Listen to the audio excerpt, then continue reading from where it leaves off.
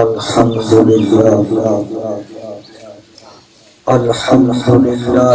العالمین والصلاة والسلام على خاتم الأنبياء والمرسلين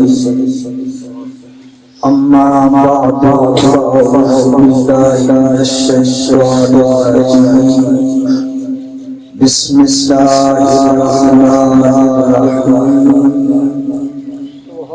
والتين والزيتون وطور سينين وهذا البلد الأمين لقد خلقنا الإنسان في أحسن تقويم ثم رددناه أسفل سافلين صدق الله العظيم. قال الله تبارك وتعالى في شان حبيبه ومحبوبه إن الله وملائكته يصلون على النبي يا أيها الذين آمنوا صلوا عليه وسلموا تسليما. الصلاة والسلام عليك يا سيدي يا رسول الله وعلى آلك وأصحابك يا سيدي يا حبيب الله. الصلاة والسلام عليك يا سيدي يا رحمة للعالمين. اللهم صل وسلم دائما أبدا على حبيبك خير الخلق كلهم. واجب احترام برادران اسلام، اللہ رب العزت کا لاکھ لاکھ شکر و احسان ہے کہ اس خالق کائنات مالک ارض و زمان ہم سب کو اشرف المخلوقات انسان پیدا فرمایا. تمام حمد و توصیف اس رب ذوالجلال کی جو ہم سب کا خالق ہے، اس ساری کائنات کا مالک بھی ہے اور ہم سب کا وہ رازق بھی ہے. تمام حمد و ثنا اس رب ذوالجلال کی جو ہمارے سجدوں کے لائے ہماری تمام عبادتوں و ریاضتوں کے لائے صرف اور صرف اسی وحدہ لا شریک رب کی ذات ہے.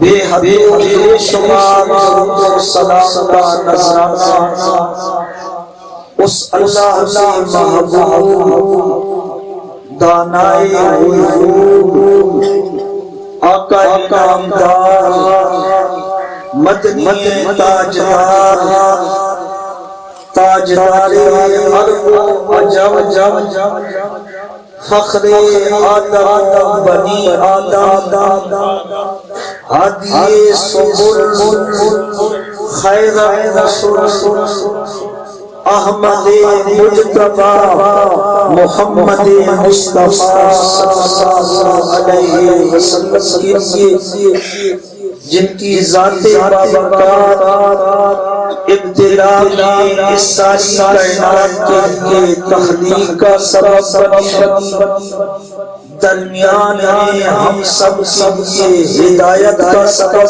بنی اور کل قیامت والے دن ہم سب کی بخشش کا سامان بنے گی.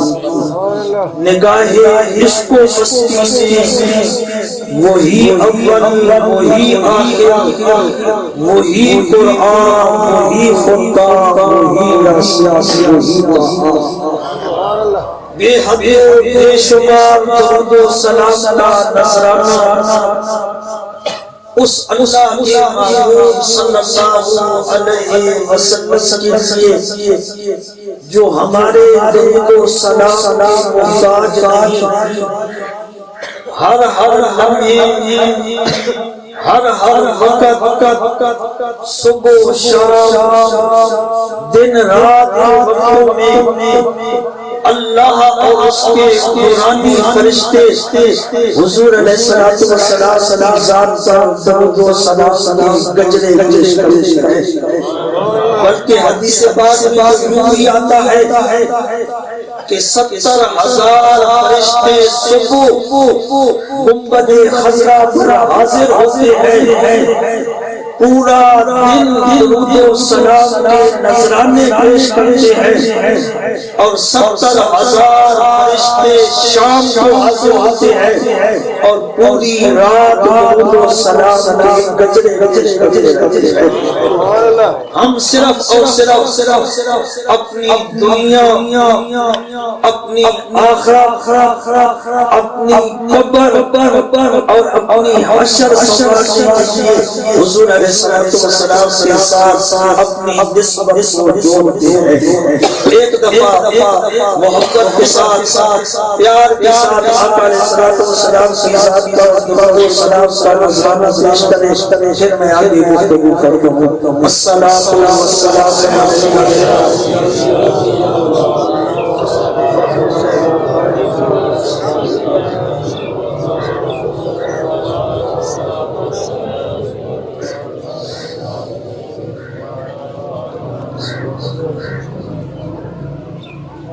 واجب الاحترام برادران اسلام، خطبہ کی آخری پارے سے جو کلمات طیبات تلاوت کرنے کا شرف حاصل کیا، اللہ رب العزت نے ارشاد فرمایا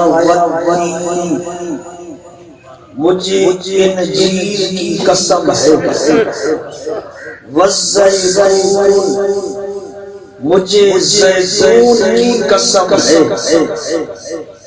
وطور سینین مجھے طور سینین پہاڑ کی قسم ہے، وہذا البلد الامین اور مجھے امن والے اس شہر مکہ کی قسم ہے، لقد خلقنا الانسان فی احسن تقویم کہ تحقیق ہم نے انسان کو سب سے زیادہ خوبصورت بنایا ہے۔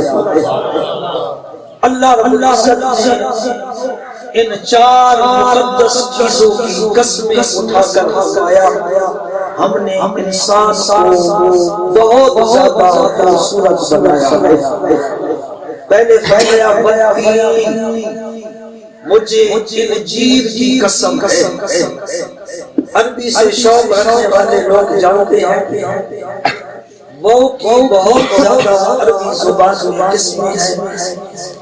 کسی کو وہ کہا جاتا ہے، کسی کو وہ عاطفہ کہا جاتا ہے، کسی کو وہ استنافیہ کہا جاتا ہے، کسی کو وہ جارہ کہا جاتا ہے، اور کسی کو وہ قسمیہ کہا جاتا ہے۔ ان چاروں لوگوں میں یہ جو وہ آیا ہوا ہے یہ قسم آیا فرمایا والتین، اے لوگوں مجھے انجیل کی قسم ہے۔ اور انجیل یہ ایک بڑا پاکیزہ پھل ہے، یہ غذا کے طور پر بھی استعمال ہوتا ہے، دوا کے طور پر بھی استعمال ہوتا ہے، اور خوبصورت یہ غذا ہے۔ یہ اتنا پاکیزہ پھل ہے کہ اس انجیر کے درخت میں ایک ذرہ بھی فضول نہیں ہوتا۔ یہاں تک کہ کتابوں میں آتا ہے کہ انجیر کا اگر دھواں ہو تو وہ دھواں بھی برابر ہوتا ہے، وہ بھی کیڑے مکوڑوں اور مچھروں کو مار دیتا ہے۔ یہ اتنا پاکیزہ درخت اور پھل تھا، اس لیے خالق کائنات نے اس کی قسم کھائی ہے۔ اور جس وقت حضرت آدم علیہ السلام اور حضرت حوا علیہ السلام جنت سے زمین پر آئے تھے تو اپنے جسم پر اسی انجیر کے پتوں کو لپیٹ کر آئے تھے اور زمین پر آ کر وہ انجیر کے پتے ہرنی کو کھلائے تھے. اس لیے رب ذوالجلال نے ہرنی کی جسم میں حسن رکھ دیا ہے اور مجھ کو امر کی رسولی رکھ دیا ہے. فرمایا مجھے انجیر کی قسم ہے. بلکہ تفسیروں میں تو یہ بھی آتا ہے کہ اللہ رب العزت نے حضرت موسیٰ علیہ السلام سے پہلا جو کلام کیا تھا وہ ایک درخت کے ذریعے سے کیا تھا اور وہ درخت انجیر کا ہی تھا. قرآن میں آتا ہے من الشجرۃ ان یا موسیٰ انی انا اللہ رب العالمین کہ درخت سے آواز آئی یا موسیٰ انی انا اللہ رب العالمین. درخت سے آواز آئی اے موسیٰ میں تیرا رب ہوں جو سارے جہانوں کو پالنے والا. اور تفسیروں میں آتا ہے وہ درخت انجیر کا ہی تھا جس درخت سے یہ آواز آئی یا موسیٰ انی انا اللہ رب العالمین.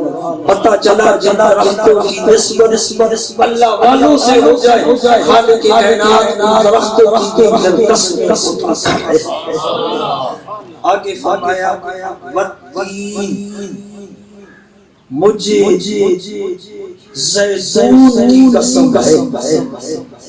والتین مجھے انجیر کی قسم ہے.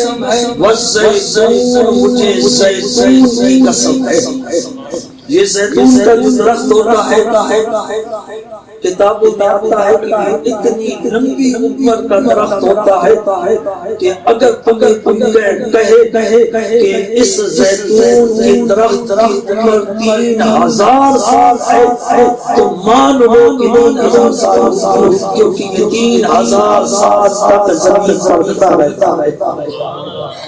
اور یہ خشک پہاڑوں میں ہوتا ہے پانی اور پرورش کا محتاج نہیں ہوتا. حضرت عیسیٰ علیہ السلام کی جس درخت کے پاس پیدائش ہوئی وہ زیتون کا ہی درخت تھا. اس لیے اللہ رب العزت نے قسم اٹھائی ہے والزیتون مجھے زیتون کے درخت کی قسم ہے. آگے تیسری قسم اٹھائی وطور سینین مجھے طور سینین کی قسم ہے. پہاڑ کو کہا جاتا ہے اور سینین سرسبز و شاداب چیز کو کہا جاتا ہے.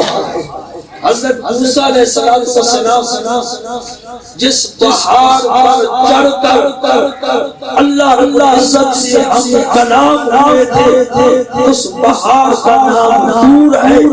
رب ذوالجلال نے اس پہاڑ کی قسم اٹھا کر کہا کہ وطور سینین مجھے طور سینین پہاڑ کی قسم ہے.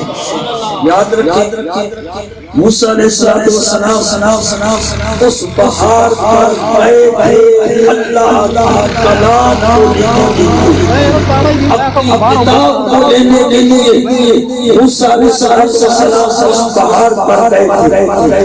موسیٰ علیہ السلام طالب تھے اور ان کی جو کتاب تھی وہ مطلوب تھی. اس لیے حضرت موسیٰ علیہ السلام چل پہاڑ پر گئے تھے کلام لیکن اللہ رب العزت نے اپنے محبوب کے سینہ اقدس پر جس کلام قرآن مجید کو اتارا ہے وہ مطلوب نہیں ہے بلکہ مطلوب حضور کی ذات کلام مجید طالب بن کر حضور کے پیچھے رہا. آقا علیہ السلام مکے میں ہوتے قرآن مکے میں نازل ہو جاتا، حضور علیہ السلام مدینے میں ہوتے قرآن مدینے میں آ جاتا، آقا علیہ السلام مزدلفہ میں ہوتے قرآن مزدلفہ میں آ جاتا، حضور مقام منا میں ہوتے قرآن منا میں آ جاتا تھا، حضور مقام عرفات پر ہوتے قرآن مقام عرفات پر آتا تھا، حضور مسجد کے منبر پر ہوتے قرآن مسجد کے منبر پر آ جاتا تھا، حضور مسجد کے مصلی پر ہوتے قرآن مصلی پر آ جاتا، حضور جدھر جاتے قرآن پیچھے ادھر نعرہ تکبیر، نعرہ رسالت، نعرہ حیدری، جشن میلاد النبی۔ حضرت موسیٰ علیہ السلام طالب بن کر کتاب کے پیچھے گئے، لیکن حضور علیہ السلام طالب نہیں، یہ اللہ کے طالب بھی ہے، مطلوب بھی ہے، اللہ کے قاصد بھی ہے، مقصود بھی ہے، اللہ کے محب بھی ہے، محبوب بھی ہے، اس لیے حضور علیہ السلام مکے میں جاتے قرآن مکے میں نازل ہوتا، حضور مدینے میں جاتے قرآن مدینے میں، اس لیے بعض باتیں مکی ہیں بعض مدنی ہیں، یہ اسی وجہ سے حضور مکے میں ہوتے اللہ کا کلام مکی بن جاتا، حضور مدینے میں تشریف فرما ہوتے اللہ کا کلام مدنی بن جاتا۔ سبحان اللہ۔ فرمایا وَطُورِ سِینِین، مجھے طور سینین پہاڑ کی قسم ہے، وَهَٰذَا الْبَلَدِ الْأَمِینِ، اور مجھے اس امن والے شہر کی قسم ہے۔ مفسرین کرام فرماتے ہیں امن والے شہر سے مراد شہر مکہ ہے، اللہ رب العزت نے شہر مکہ کی قسم اٹھا کر فرمایا کہ وَهَٰذَا الْبَلَدِ الْأَمِینِ، لوگو مجھے اس امن والے شہر مکہ کی قسم ہے۔ امن والا اس لیے کہا جاتا ہے کہ جس وقت حضرت ابراہیم علیہ السلام نے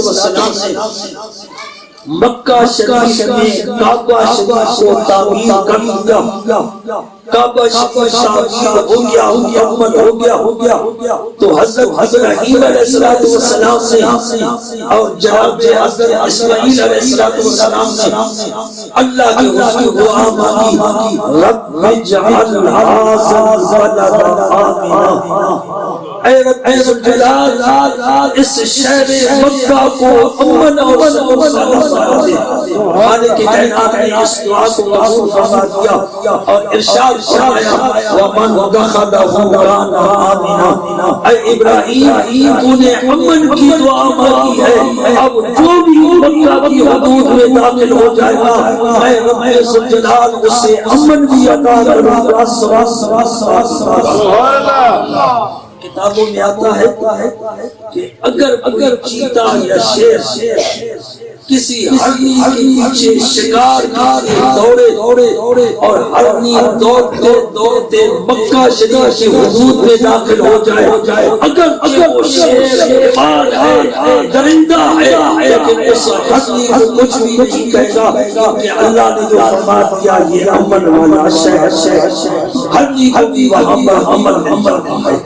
بلکہ فقہائے کرام فرماتے ہیں کہ اگر تمہارے باپ کا کوئی قاتل بھی ہو جو واجب قتل ہو، اگر مکہ شریف کے حدود میں داخل ہو جائے تو اسے کچھ کہا جائے، اس لیے کہ اللہ رب العزت نے مکہ کو امن کا گہوارہ بنایا، اس لیے فرمایا وَهَٰذَا الْبَلَدِ الْأَمِینِ، مجھے اس امن والے شہر مکہ کی قسم ہے۔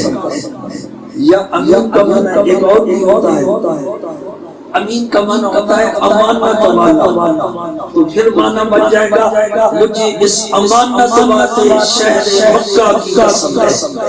امانت والا اس لیے کہا جاتا ہے کہ اس شہر مکہ نے کچھ سال اللہ کے محبوب صلی اللہ علیہ وسلم کو اپنے دامن میں امانت رکھا تھا، اس لیے اللہ رب العزت نے اس کی قسم اٹھا کر فرمایا مجھے امانت والے شہر کہ اس نے میرے محبوب کو کچھ سال اپنے اندر رکھا.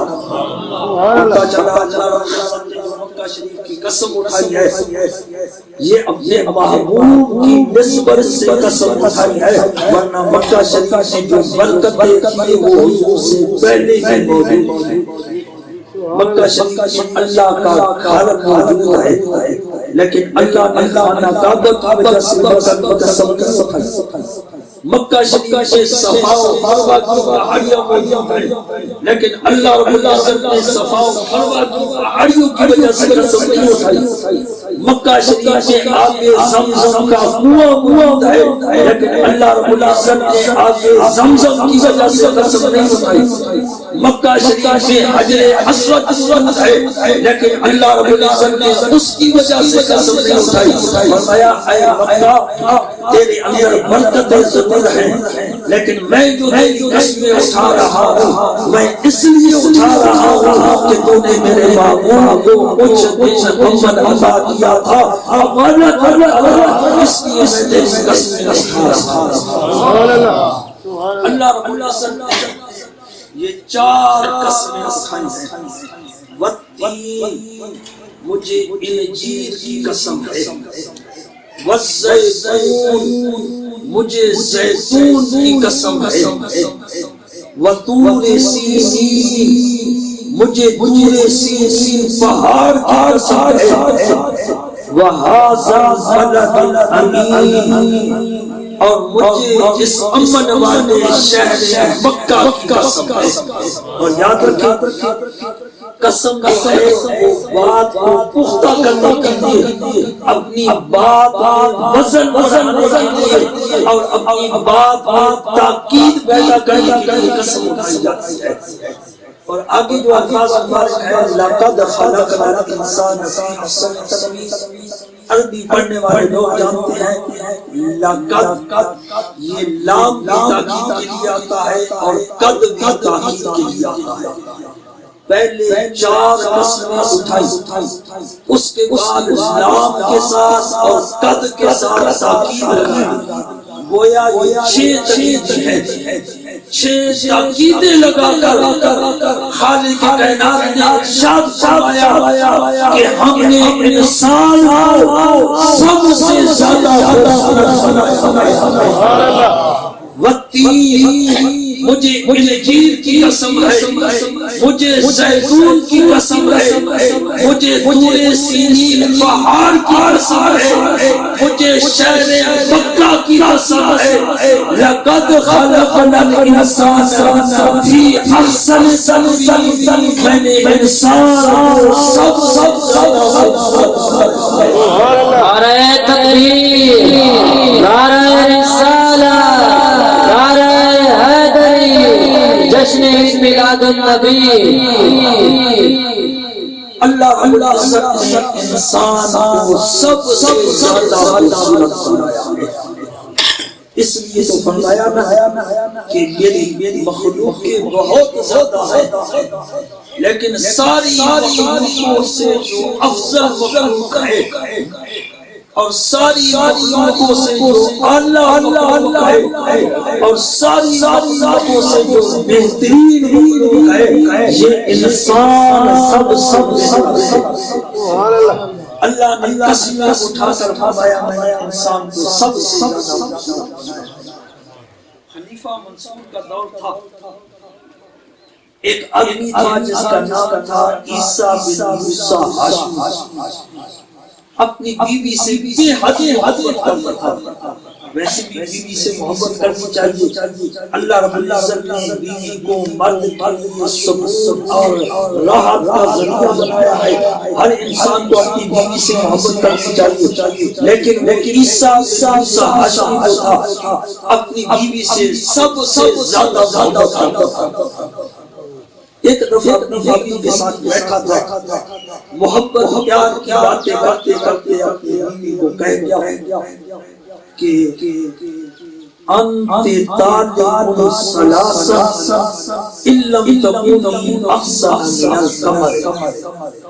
اے بیوی اگر چاند سے زیادہ خوبصورت نہیں ہے تو تجھے 3 طلاق انت طالب الثلاث ان لم تكن احسن من القمر. اگر چاند سے زیادہ خوبصورت نہیں ہے تو تجھے 3 طلاق. بیوی نے اپنا دوپٹہ اٹھایا، پردہ کیا، کمرے میں چلی گئی. عیسیٰ بڑا پریشان ہو گیا، پچھتا گیا کہ میں کیا کہہ رہا. رات گزاری، بڑے رات گزاری. بیوی سے حد خلوص اور پیار کرتا تھا. جدائی ہو گئی، تڑپ کر رات گزاری. صبح خلیفہ مصر کے دربار میں جاتا ہے اور جا کر کہتا ہے اے خلیفہ، تجھے پتہ ہے میں اپنی بیوی سے کس قدر محبت کرتا ہوں، لیکن میں محبت میں آ کر میں نے اپنی بیوی کو کہہ دیا انت طالب الثلاث ان لم تكن احسن من القمر. اگر تو چاند سے زیادہ خوبصورت نہیں ہے تو مجھے 3 طلاق کی ہے. اب میری بیوی مجھ سے جدا ہو گئی ہے، میرے لیے کوئی راستہ تلاش کر. خلیفہ نے اپنے علاقے کے سارے فقہاء اکرام کو، علماء اکرام کو، مفتیان عزاز کو بلایا اور ان کے سامنے مسئلہ رکھا کہ میرا یہ دوست ہے عیسیٰ ہاشمی، اس نے اپنی بیوی کو یہ جملہ کہہ دیا ہے، اب بتاؤ کہ طلاق ہو گئی ہے. سارے مفتیوں نے ویک زبان ہو کر کہا کہ اس نے کہہ دیا ہے انت طالب الثلاث. اگر طلاق کا لفظ ایک دفعہ بھی زبان سے نکل جائے واضح طور پر طلاق ہو جائے، اس نے تو ثلاثت کا لفظ بول دیا ہے جس کا معنی ہوتا ہے 3 طلاق. اس کی اس پر حرام. کونے میں ایک درویش بیٹھا ہوا تھا، اس نے سر اٹھایا. خلیفہ نے پوچھا اے درویش کیوں سر اٹھا رہا ہے؟ اس درویش نے یہ سورہ مبارکہ تلاوت کر کے فرمایا اے خلیفہ منصور، اللہ نے 4 قسمیں اٹھا کر فرمایا والتین مجھے انجیل کی قسم ہے، والزیتون مجھے زیتون کی قسم ہے، وطور سینین مجھے طور سینین پہاڑ کی قسم ہے، وہذا البلد الامین مجھے شہر مکہ کی قسم ہے، لقد خلقنا الانسان فی احسن تقویم. اللہ نے انسان کو سب بنایا ہے. بتاؤ طلاق ہوئی ہے. سارے کرام نے ادب سے سر جھکا دیا کہ اللہ تعالی سچ کہتا ہے کہ اللہ نے انسان کو سب خوبصورت بنایا ہے. سبحان اللہ. انسان کو سب سے زیادہ خوبصورت بنایا ہے. تو یہ چاند کیا چیز ہے؟ یہ چاند کو اللہ نے انسان کا خادم اللہ انسان کو سب سے زیادہ خوبصورت بنایا. لیکن یاد رکھیں انسان اگر انسانیت کے دائرے میں رہے تو یہ ساری کائنات سے سب سے زیادہ خوبصورت ہوگا. اگر انسانیت کے دائرے سے نکل جائے تو جو سب بدترین مخلوق ہے یہ پھر اس سے زیادہ پست اور نیچے چلا جائے. انسان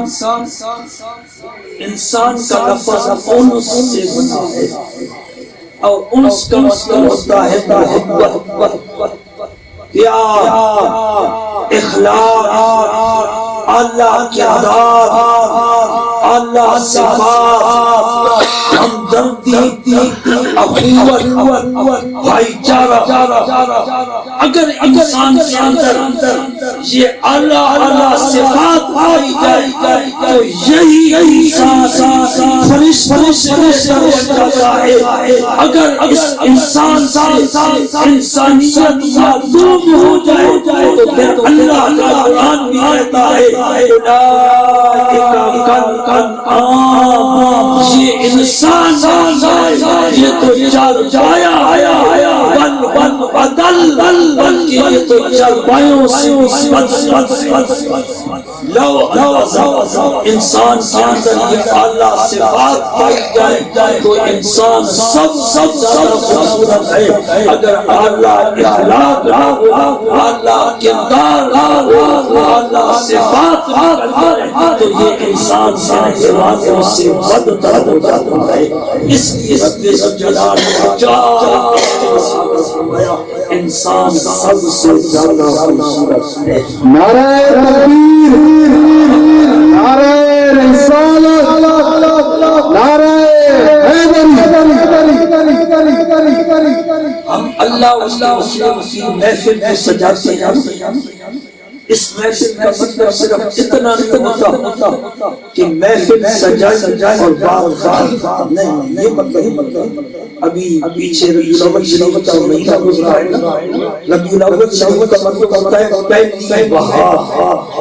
اور جس وقت بہار آتی ہے دنیا میں نکھار آ جاتا ہے. جو ویرانی ہوتی ہیں وہ آباد ہو جاتی ہیں. ہر طرف سبزہ اور شادابی آ جاتی ہے. اور ربیع الاول شریف کی ہم محفل میلاد منائیں اور ہمارے اندر بہار نہ آئے تو پھر ربیع الاول کا ہم حق ادا نہیں کریں. ربیع الاول کا معنی پہلی بہار آ جاتی ہے. کائنات میں تبدیلی آ جاتی ہے. ہم صرف محفل منائیں، ساؤنڈ لگائیں، تقریریں کریں، نعتیں سنیے اور لنگر کھائیں اور جیسے آئے تھے ویسے چلے جائیں حق ادا نہیں. ربیع الاول کا مطلب ہے پہلے اگر کوئی نافرمان تھا اس طرح کی محفل جائیں پہلے بے نمازی اس طرح کی عقیدہ پہلے چور ڈاکو تھا اس طرح کی محفلوں میں جائے اور تیرا اعلیٰ کردار ہو جائے اعلیٰ اخلاق ہو جائے. تجھے دیکھ کر اب کے فرشتے رشتہ کرنے لگے تو پھر اللہ نے ہم نے انسان سے سب سے زیادہ خوبصورت بنایا. دعا ہے رب جلال ہم کو انسان اور انسان جو اعلیٰ صفات ہے وہ سمجھنے کی توفیق عطا فرمائے. اگر انسان کے اندر اعلیٰ صفات نکل جائے تو پھر یہ حیوانوں سے بدتر ہو جاتا ہے. رب جلال اس حدیث کو قبول فرمائے. آمین. وآخر دعوانا ان الحمد للہ رب العالمین.